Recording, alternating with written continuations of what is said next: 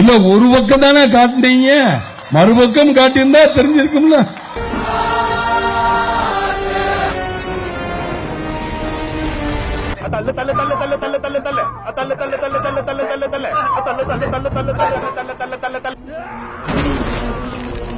என்ன நான் அவ்வளவு ஸ்ட்ராங்கா இல்ல இவ்வளவு வீக்கான்னு தெரியலையே.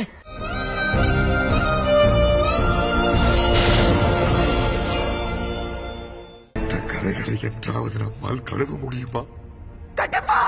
தவறு செய்து விட்டாய் சிவகாமி. என்னடா பொசுக்கு மலையாளம் பேசிவிட்ட?